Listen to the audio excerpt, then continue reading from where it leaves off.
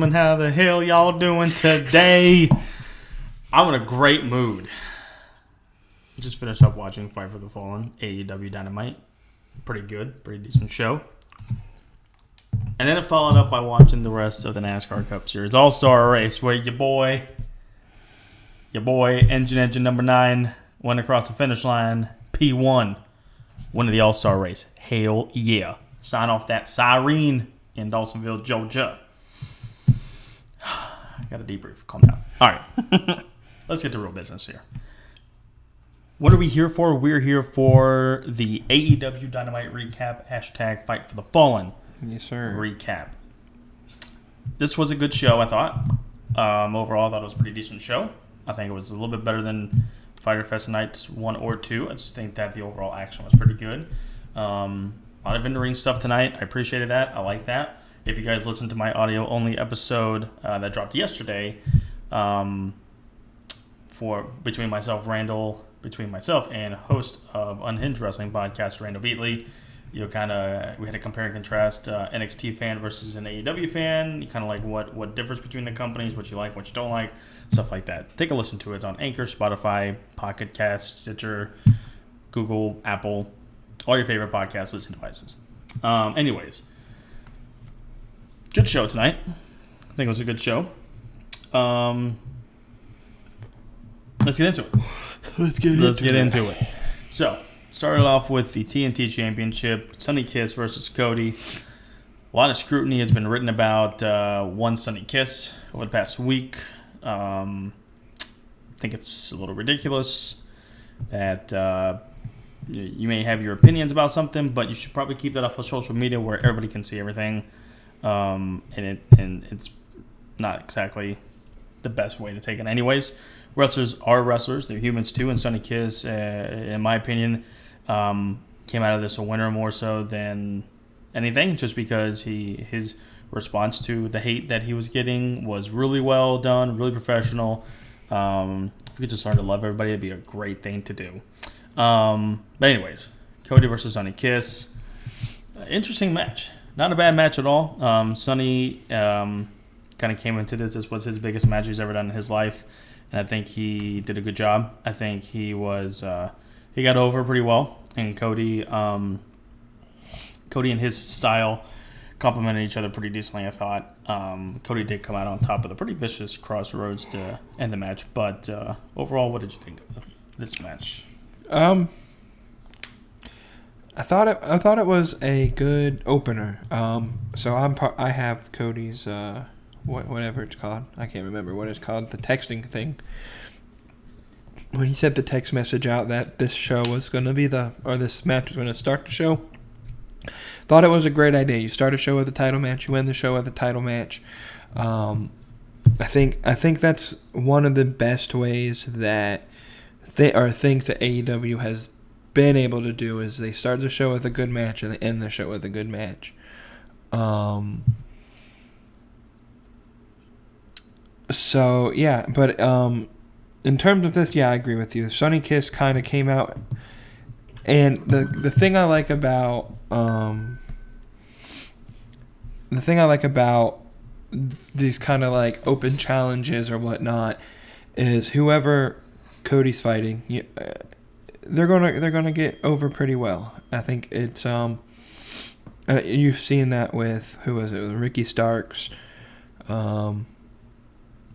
Mark Jungle Quinn, Boy, even though Jungle Boy was already kind of over. Right. Jungle Boy, Mark Quinn, now Sonny Kiss. So, to me, it's just, even though Cody's getting the wins, you're able to put him in matches that he can get over himself, but also put over another person, so that eventually, whenever he does drop the belt, there's still a prestige to the title. It's not like, I guess it's not like the 24/7 belt where it's available to anybody, but it's kind of seen as a joke belt or a comedy belt. The TNT title, they're building it to where you got to give your best to win the belt, and it's like I felt like that was a very good match from Sonny Kiss. didn't get the win, but was able to show the ability that he has. And I think outside of that, in general, we saw the beginning of a possible heel turn with Cody. So I thought just the storyline aspect into that as well, I think they executed that pretty well. Yeah, absolutely. I agree with that. And it'll be interesting to see what's going to happen from here on down the road as we start the road to All Out, whether or not it happens in Chicago or not, or where it's going to happen. There will be an All Out, and I think Cody may lose the title before then, but it'd be interesting to see how it kind of portrays down the road from here. What happens to Sonny Kiss after that? I know he was with the tag team with Joey Janela. Where does he go from here? So Right. A couple different variations, but good match overall, and it'll be interesting to see what happens down the road. Next up, which I thought was a little bit surprising, we had this match second on the card, but it showed how in-depth the card was tonight. FTR versus the Lucha Brothers. In a match that I had posted a week ago that I couldn't wait to see. Give it to me, please, AEW. Right. They listened to me. They gave it to me tonight. I missed a little bit of the match just because I had to put my daughter to bed. Well, my fiance and I had to take our daughter to bed. So I missed a little bit of the match, but I came back in time to watch that FTR did get the victory and watch the post-match thing that happened there. For the first opening few minutes that I saw, it looked really good, really stiff, but it looked really good. I would imagine the match overall was very good. Mm-hmm.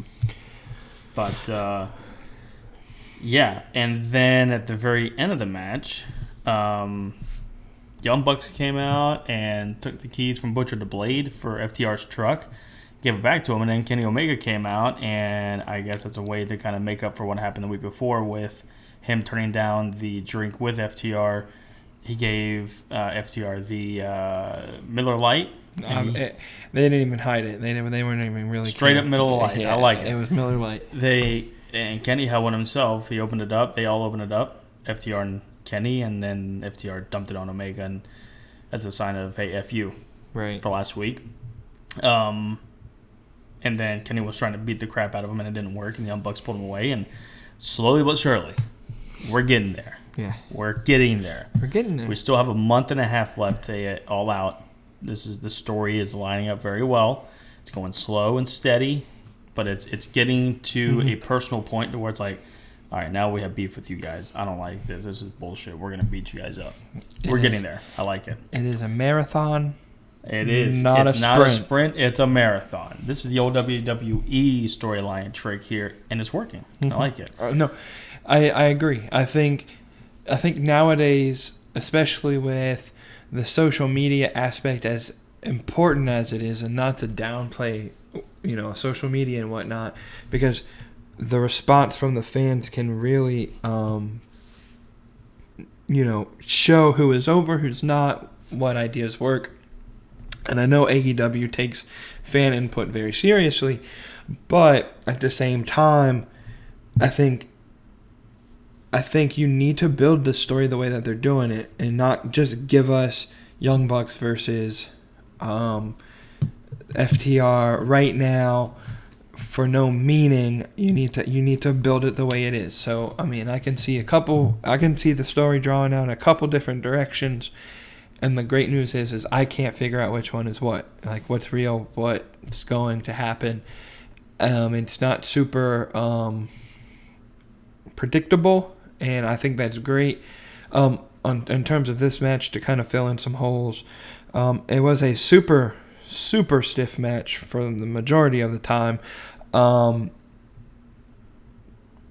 one point, I can't remember which one it was. I can't remember if it's Phoenix or whatever his tag team name, Pentagon. But they were chopping the hell out of Dax Harwood, enough to bust his chest open. Broken blood vessel. Yeah, I like that. His chest was bleeding pretty bad. And the match ended when FTR pulled the mask off of, I think it was Phoenix, but I couldn't quite remember. I was typing up a tweet real quick and kind of missed it. It was kind of quick. It was like they were fighting, and then it happened. They pulled the mask off of one of the Lucha Bros. Obviously, that in Mexican tradition would automatically be a loss for them. But this is American rules. Lucha Bros maybe, I guess they're trying to tell the story that they don't follow American rules. I don't know exactly what that meant to be. FTR got a pin and took the win. I think it was a good match. Great way to enhance the storylines. And we will see down the road how this plans out. But like I said, it's a marathon, not a sprint. You can't wear out the storyline too quick. I wouldn't say it's as much as a marathon as like sprint, as like Sting versus who was it? Hulk Hogan. Yep. And you don't have them face to face for a year.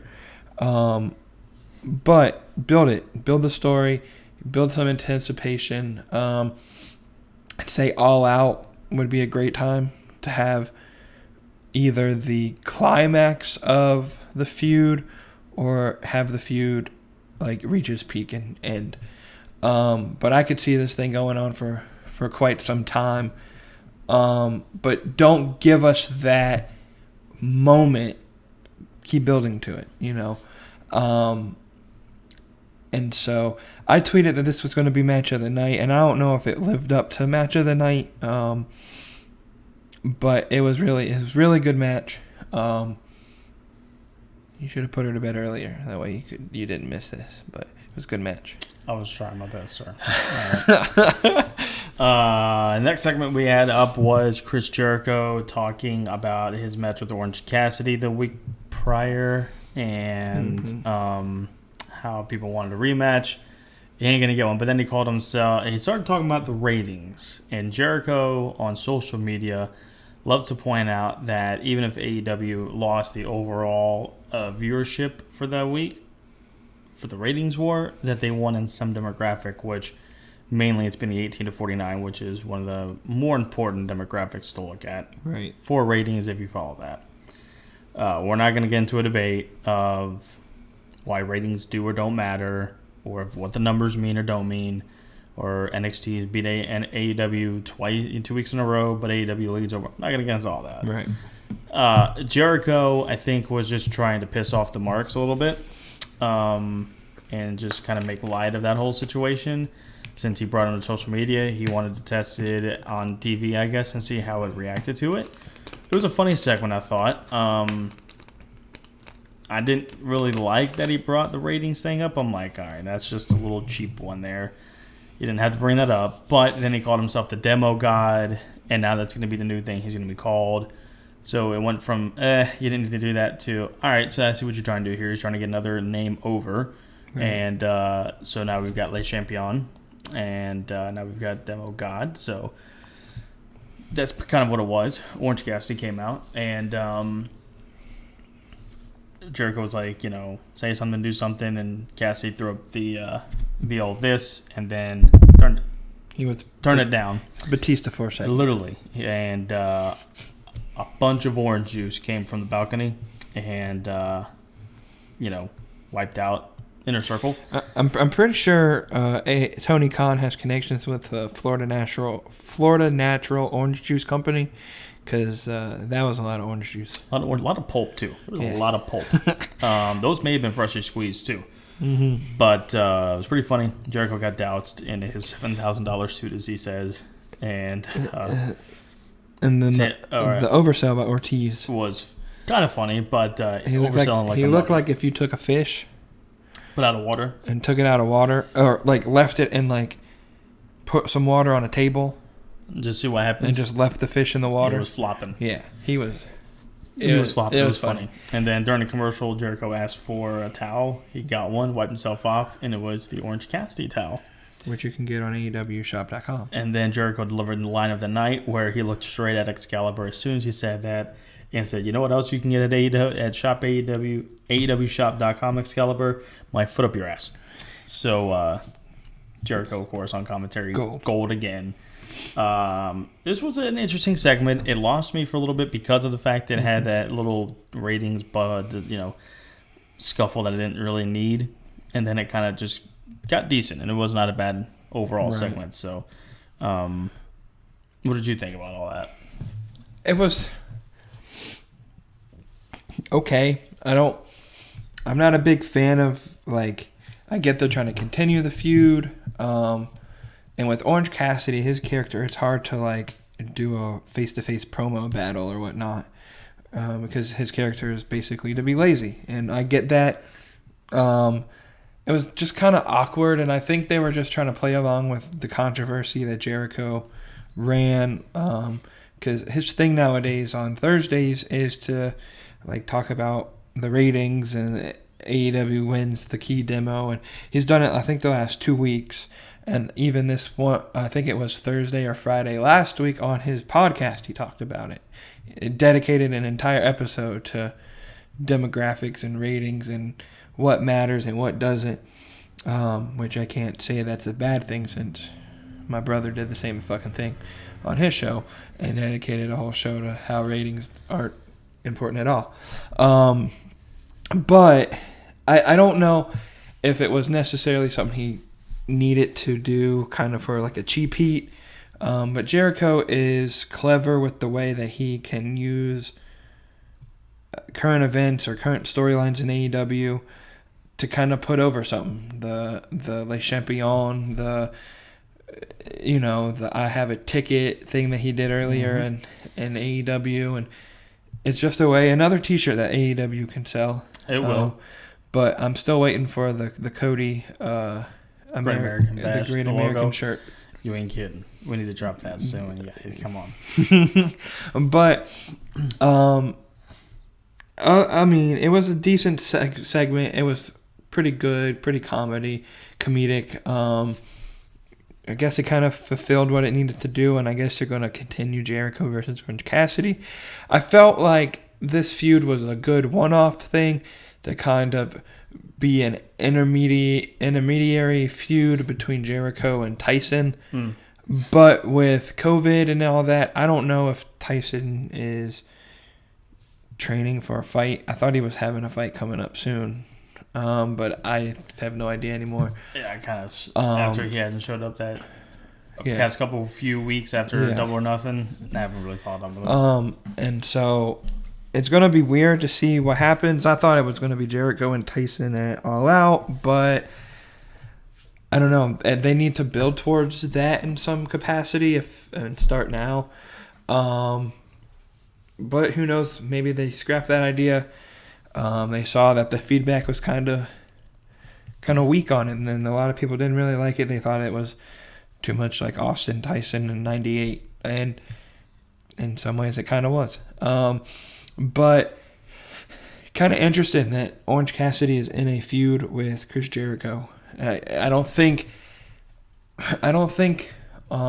when the ball dropped on January 1st, 2020, we had envisioned just a couple months later Jericho fighting Orange Cassidy and having a feud that has lasted a couple weeks, maybe a month now. So, and it's going to keep going. So, that's just how great of a performer Chris Jericho is.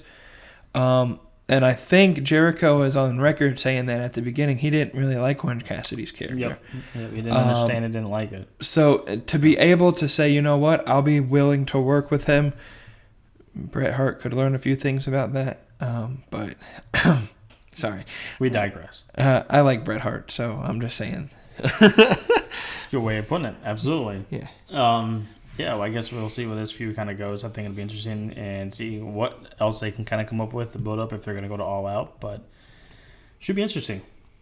We get to the next contest, which is a 6-man tag. The Elite members of Kenny Omega and the Young Bucks versus Jurassic Express. All 3 members, Marco Stunt, Jungle Boy, and Luchasaurus. I ain't gonna lie to you, there were some parts of this match that just kind of zoned out a little bit, and then some parts where I didn't zone out that was pretty cool, pretty nice. There was one spot where Marco Stunt did a Canadian Destroyer off of Luchasaurus? From Luchasaurus' shoulders onto Matt Jackson, I believe. And I think now AEW is just trying to one-up the Canadian Destroyer move every week. But the Young Bucks are going to be involved, it seems like, somehow. Every week. But boy, oh boy, what a spot that was. Yeah. in the end, the Elite do defeat the Jurassic Express. And after the match, though, Omega laid into Marco Stunt pretty bad with some right hands and some fists to cuffs in the forehead. And the Young Bucks pulled him off. And it was just interesting how Kenny's temper showed here. I like that we're getting a little more personable with Kenny Omega. I need more of a character to kind of fall back in love with him a little bit as a wrestler. And him getting a little more aggressive here after what happened with FTR. Mm-hmm. I like that. And there's a theory, I believe, to it. I think you got that theory. I got 4 words. 4 words. 4 words. 4 words. Give me the cleaner. Pretty much. Yeah, give me the cleaner. I agree. Give me the cleaner and we'll be fine. This was a glimpse of the cleaner that we have not seen in over 2.5 years. Mm-hmm. So it was good. Yeah, it was. I like this dynamic of Omega. Omega is at this point where he kind of showed it with Moxley in that little feud when AEW first kind of started. Then they put the tag titles around him and Hangman, and they kind of were these over baby faces, and so I got that, but I need the cleaner. And I think this is another thing that I like, that they're kind of dragging it out a little bit. The Hangman or the Omega turn, I don't even really care at this point who does what. We saw glimpses of Hangman hanging out tonight with FTR, drinking buddies, so could that be a thing? On social media, Sean Spears was commenting on that. So could that be? I don't want to say the 4 Horsemen, but the AEW version of the 4 Horsemen. Everybody thinks it would be FTR, Cody, and Sean Spears, but maybe they decide Hangman over FTR, Cody. Sean Spears. That'd be a hell of a I think that would be a pretty quartet. Decent feud group there, because Spears is the muscle. Hangman. I think Hangman would be more the muscle. Hangman would be the muscle. Spears would be more the technician. Right. And then you got the old school tag team. And you got your tag team, and then Tully. Yeah. I mean, there it is. It's perfect. I think that it would be. What they should do is tease this up for Cody. Right. Because they kept showing Tully in the crowd, so the seats are planted. Keep showing Cody, and then have Spears, FTR, whoever, start to the formation of it. Right. And then all of a sudden they betray him and they say, nope, you're not the 4th member. And they're like, well, who the hell's the 4th member? All out. It's leading up to it. I'm telling you. It's leading up to it. All Out. Omega, Hangman versus FTR. Hangman turns on Omega, joins FTR and Sean Spears. There's your 4 Horsemen. Yeah. I think there it is. Solid theory.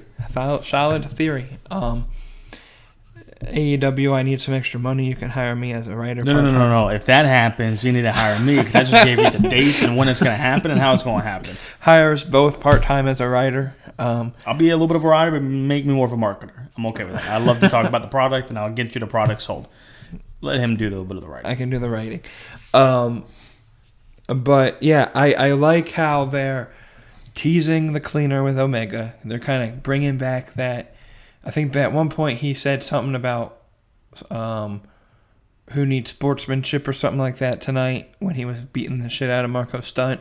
So just bring me that more aggressive side of Kenny. I think he's kind of gone stale because he's trying to be his anime good guy self that kind of got him over in some extent in New Japan or in the indie scene overseas. But the American crowd is a little bit. The crowd doesn't really care for that because they know they fell in love with the cleaner from the Bullet Club. Right. So I think you gotta get the dynamic that a lot of the people who watch New Japan over in the States, they're watching maybe Wrestle Kingdom and that's it, or. We're still 4 weeks behind on the New Japan tournament. We already know what happened. We already know what happened, but we're a little bit behind. And then follow the script there and watch it like we should have. Yeah. We had a plan, and it just it didn't come to fruition. It was a plan. Yeah, but that's all it was. And so it's hard, one, because New Japan Japan in general is 13 hours ahead of us. So I ain't getting up at 4 o'clock just to watch a and I don't feel like avoiding spoilers all day long for a show that I may watch that night. And if I don't watch it, I'm not probably going to watch it because... Right. Yeah. And not to say New Japan is a bad product. It's just 14-hour delay. I feel for the United Kingdom people. Yeah. Like, when New Japan has a show, like I totally had intention watching Dominion, but I ain't getting up at 4 in the morning when I got to go to work. So I kind of get the frustration, possibly, that like Japan, China, Britain, Australia have when, like this Sunday when we have a pay-per-view at 8 p.m. our time, but it's going to be like 4 or 5 a.m. their time. So yeah, it's going to be interesting. Up next we had the Nightmare Sisters. We're talking about horrible names. Holy shit. Give it some time. Horrible. Allie and Brandy face off MJ Jenkins, Kenzie, Paige. They beat the shit out of them. Squash match. I don't know where the hell this is going to go. There's no women's tag team title match. They're trying to get Brandy over. I don't care for it. I'm not a fan of Allie as a weird character. I liked her better as a little bit of a bunny, a little bit more of a emotion character. We need Impact Wrestling. I'm tag teaming with Rosemary. Allie again. I think that was her character that got her over, and I think they tried to implement that with Butcher and the Blade, but it didn't really work. And working. This ain't working. Brandy ain't working as a wrestler. This tag team's shitty. Don't like it. I'm not gonna say I don't like it, but I don't love it. I don't hate it, but I don't love it. It's kind of in the middle. I like Brandy and Allie, but I feel like Brandy is just still a little bit too green to be a wrestler. She's this color green still, okay? She's still greener than grass. And not to say that... And Allie's not the best technician. She's definitely a lot better than Brandy, but... But, I don't know. It's a weird dynamic because, like you said, there isn't no like women's tag team division. And this was the only women's match on the card. But not the only segment. But the other segment was like 3 seconds long. So right. And it brings me to a rant that I can talk about forever, but I'll keep it short because I got to go to bed. It is 11 o'clock here Eastern now on a Wednesday night as we're recording this after Dynamite. So as we do always. The one thing that I constantly knock AEW on is their women's division. And you do a tag match that doesn't really build your division. And then your only other women's segment is a 3-minute promo that, again, doesn't really build the division. So it builds a character within the division. I like the idea of Vickie Guerrero being Nyla Rose's manager, but it doesn't build towards a storyline. It doesn't build towards... I think Sheeta had a little backstage promo too tonight where she talked about anybody that has heart and passion or whatever can fight her for the belt. But it doesn't build towards a big storyline. And obviously when you have a quarter of your women talent stuck overseas and they can't get back to the States, I get that. When you have Britt hurt and Statlander hurt and you haven't really built a firm foundation of, I guess you can call them like second string talent, because I don't like the phrase mid-carders or lower tier talent. I think anybody can get over or whatnot. But you don't have the second stringers or the people that aren't playing an important role at this time. They haven't really built the division to the depth that they could. I think that's the one thing that they've lacked. And I don't know, I don't want to say it's intentional. I don't think it is. But they've built a super strong tag team division. Probably the best tag team division we've ever seen in any wrestling promotion from the creation of professional wrestling. They've built a very deep, maybe not the best, but very deep main card of male wrestlers. You can throw in anybody from anywhere in any part of the roster, and at least on the male side, and you can have a solid card. And then you don't really have that great depth of, at least not necessarily from a talent perspective, from a storyline perspective, of women wrestling. So I mean, and this is the thing, I don't, that I'm just gonna call it as it is. I remember before the women's revolution started, what was that, 2015 or whatever, every night on Twitter for Raw or SmackDown there was some group of women fans that would screenshot that WWE had a 30-second women's match and that was it, and complained. Well, AEW wasn't doing any better to promote a women's division, so I don't like the AEW fans that feel like their like the women's division is above reproach. Like, it isn't the best, it isn't the worst, but they still have room to grow. And so like next week, I think Ivelisse versus Diamante it's going to be a fantastic match. We haven't seen them. There's no storyline between them. There's not a greater real purpose for it. And I think that in order to grow that division and get people to care about it, you got to have some continuity with your storylines. And who knows where it goes. I hope they don't involve Nyla Rose or whatever in this match. Because Ivelisse versus Diamante is going to be a hell of a match. Two super talented women who kind of have fallen through the cracks of the indie scene. I don't know how AEW hasn't shown them beforehand. I know Ivelisse was in All Out's Women's Battle Royal or whatever last year. And she had a WWE tryout and obviously didn't make the cut. And I don't know. It ticks me off because I love women's wrestling.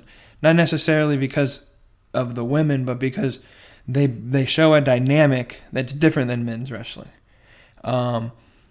And you have WWE, who, from a storyline perspective, I can't stand about 85% of what WWE does.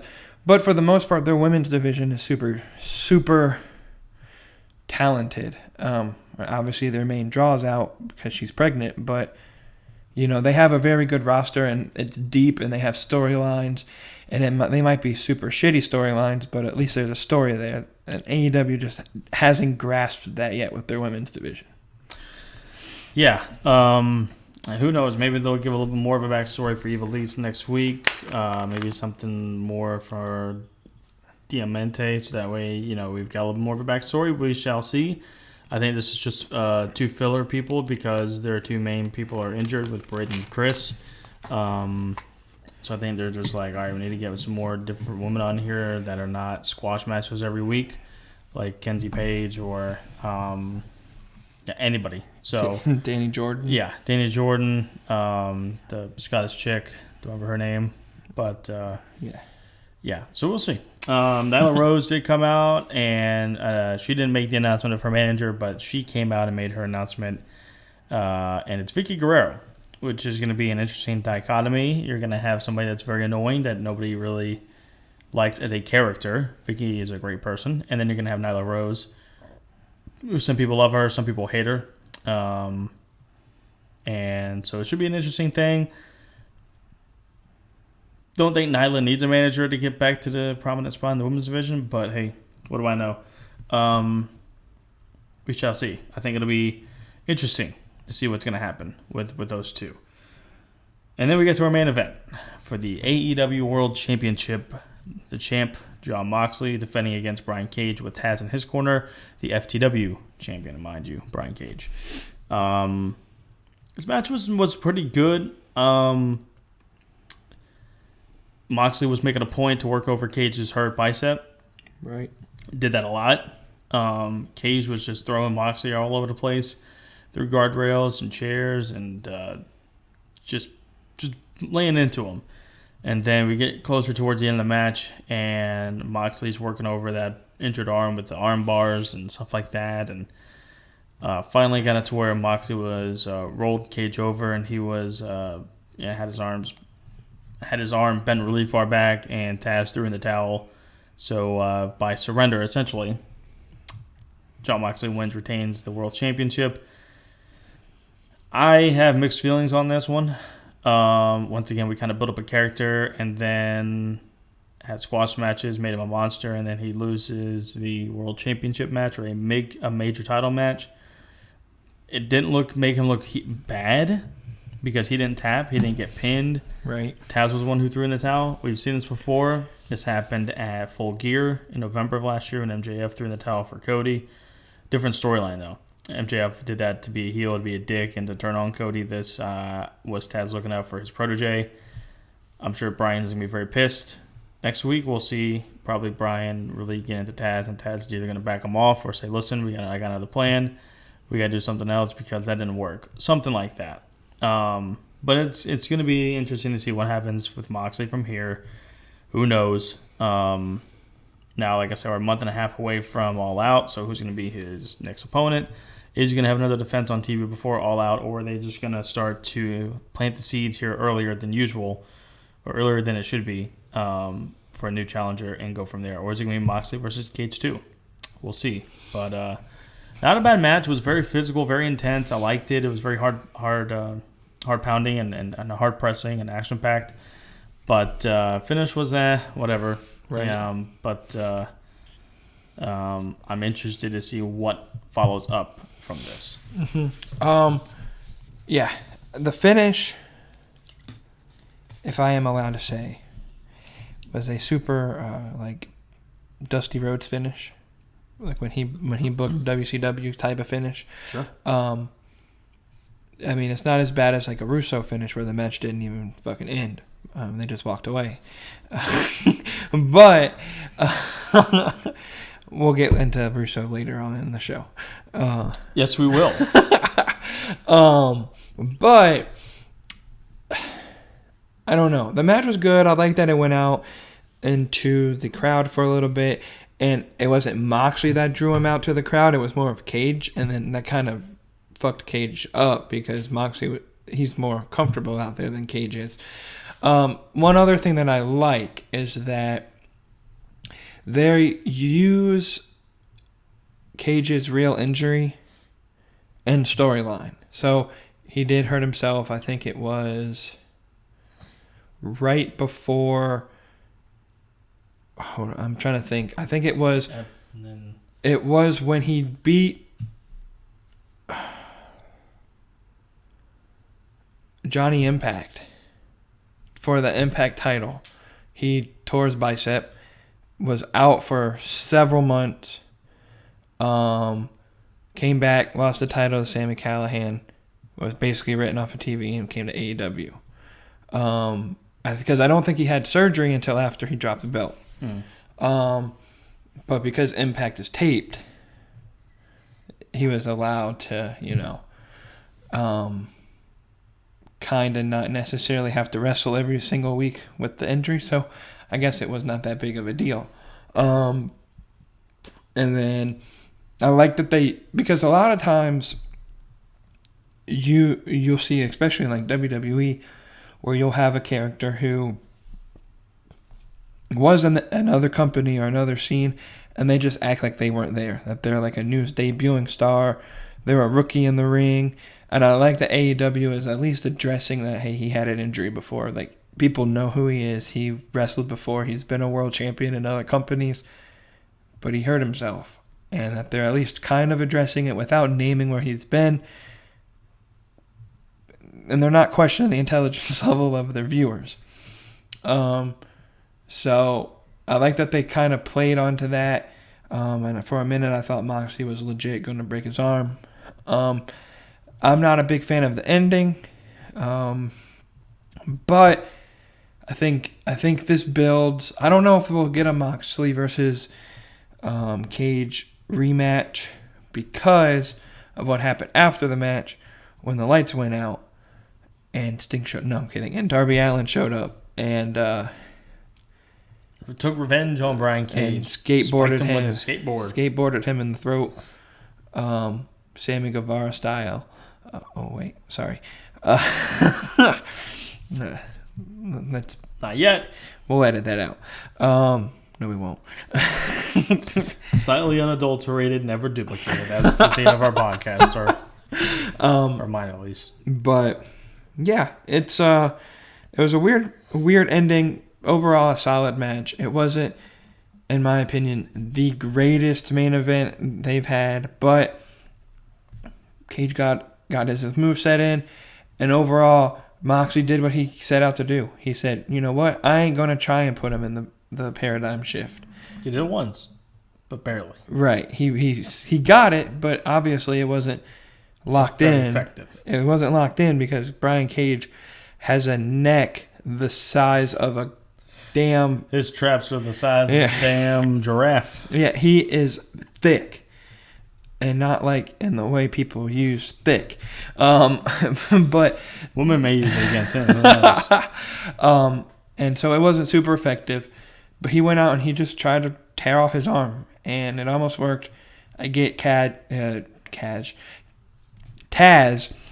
was trying to protect his man, his investment. He spent a lot of time. And I like if we get a Cage versus Darby feud. Because we can kind of throw... Darby can now go back and say, why should I listen to you? You couldn't beat Moxley. So, like, what's going on there? And so, kind of cool to see Darby back on TV for one. Yep. But two, maybe that's where that feud's going. I don't know now who Moxley can fight. He's gone through Brody. He's gone through Cage. Are they going to throw Lance Archer into the scene out of nowhere? MJF maybe? I was going to say, it might be MJF because they were supposed to do that at Double or Nothing and it didn't work. And so it could be MJF now. Shawn Spears has kind of only lost a couple matches, but do they throw him in there? Or are they going to have other storylines like your storyline that you predicted falling out for All Out? Hey. Who knows what's going on? I love the unpredictability of AEW. I think next week's show might be a little bit better just simply because we'll see MJF in action. We'll see, for the first time I think ever, a TNT title match where we don't know who Cody's fighting. It's a week away. Yeah. I'm sure we'll get spoiled, or at least Cody will spoil it. Somehow we're going to find out before the show. Yeah. Now, I don't want to spoil the rumor, but there is a rumor out that somebody that was fired from WWE is coming and will make his first appearance on TV next week against Cody. Who that is, I don't know. But I don't know. I think next week's show will be pretty good. There'll be some... I think there'll be some solid matches. Like I said, Ivelisse and Diamante. MJF is in action next week. Cody obviously has his title match. And they mentioned one more match, but I can't quite remember who it was. Jericho and Hager, I thought. Jericho and Hager versus Jungle Boy and Luchasaurus. Yep. Which, by the way, they didn't really mention it, but Hager's suspension is over, guys. Showed up on TV tonight. He tweeted about it and said he was going to wreck stuff. Didn't really do that. He got orange juice on him. Yeah, but he will be in action this week. So I think the 4 or 5 segments that they have planned for next week should set up. It's the first Dynamite in what would be 4 weeks without a theme to it, which I think we'll see how that works out. Obviously, these themed shows haven't hit the ratings that they probably wanted. They probably expected. But then again, they are winning, as Jericho said, the key demo, the advertiser's dream demo.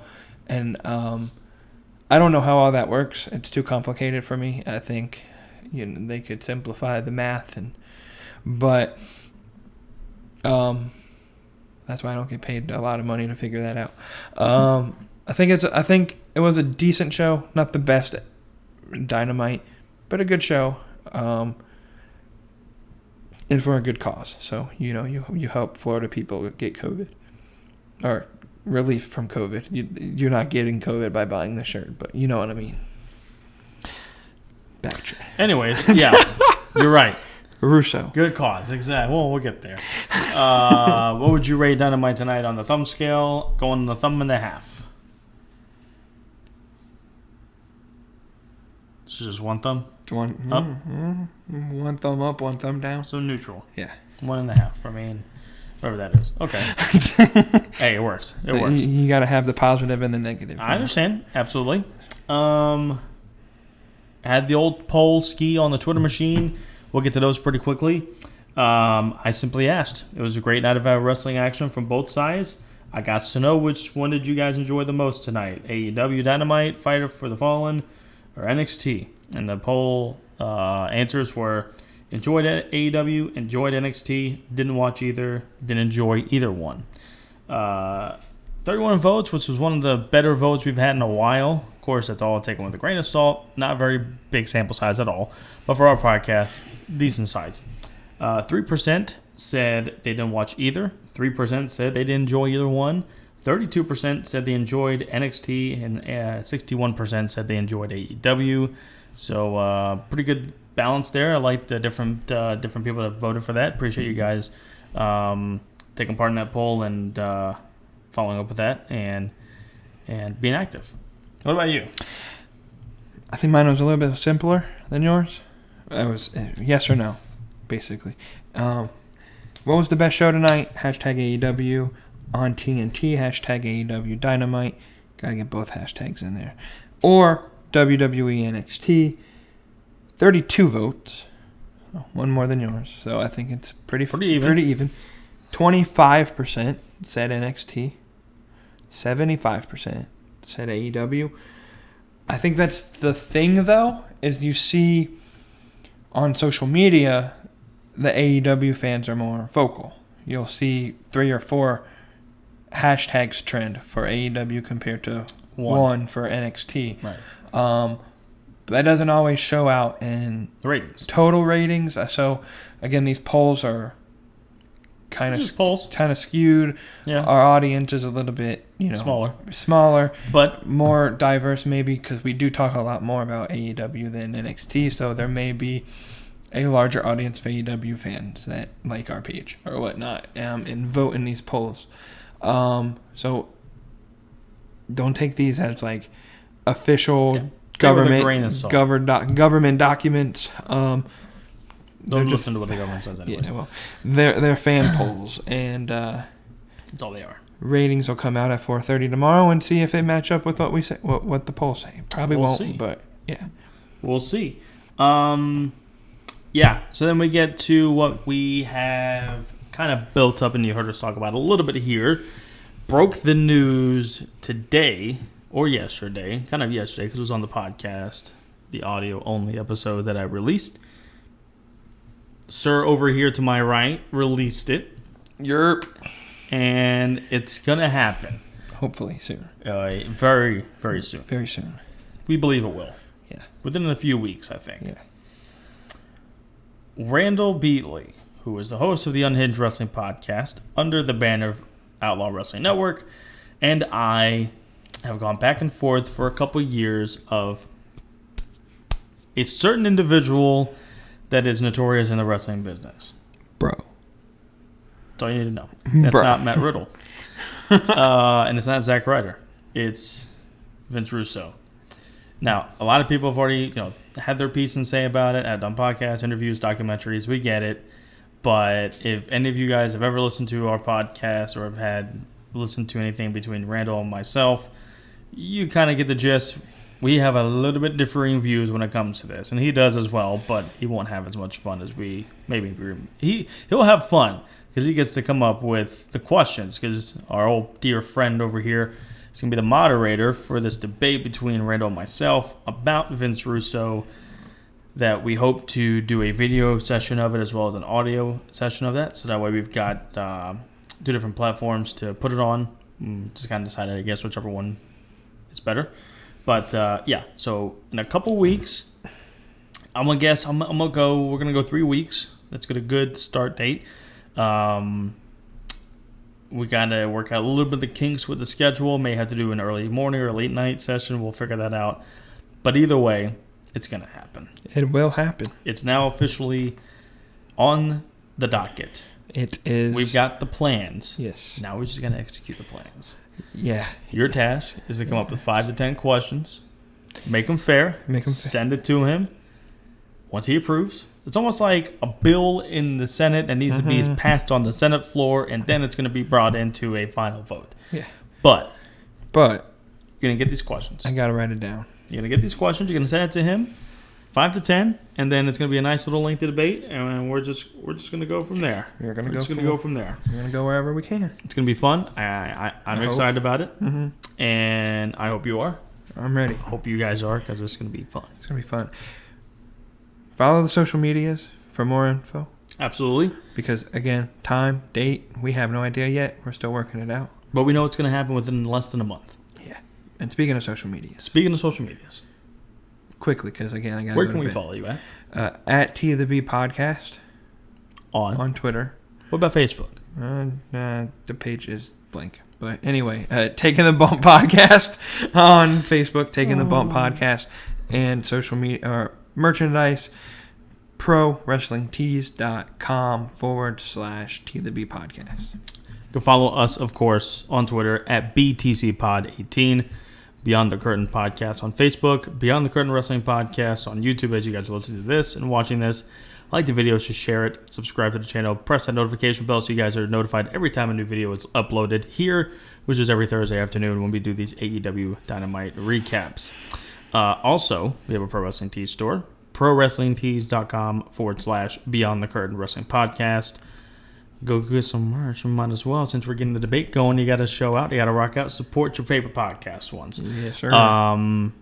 Yeah. So that pretty much does it here for you guys. Last question. I know you're a trader. You're not a fan anymore. But I have to ask, what's the new name of the Redskins going to be? Let's just see what happens tomorrow. Red Wolves. It's going to be Red Wolves. I've been a Redskins fan for all my life. Tomorrow, Thursday, is going to suck. It's going to be the worst news day in Redskins history. They're going to move the team. I'm going to cry. I may have to become a different fan of a different team if they move this damn team. But anyways. Buffalo. Yeah, that's weird. No. Bills Mafia. Y'all are crazy. Rep the 714. Y'all are crazy. That's all I'm going to say about that. Red Wolves is going to be, hopefully they stay in D.C. We'll see. I'm going to have a great day tomorrow drinking and just drinking my sorrows away. Question. Yeah. We're crazy because our fans go through tables. But we watch a sport that people go through tables. It's amazing how that works, isn't it? Yeah. Tony Khan should have invested money into the Bills, not the Jaguars, because that would have made a lot more sense. But it's a little cold up there in the wintertime, so you really can't do shows there. In the arenas, you can. But home field advantage. A lot of home field advantage. For the playoff time. Absolutely.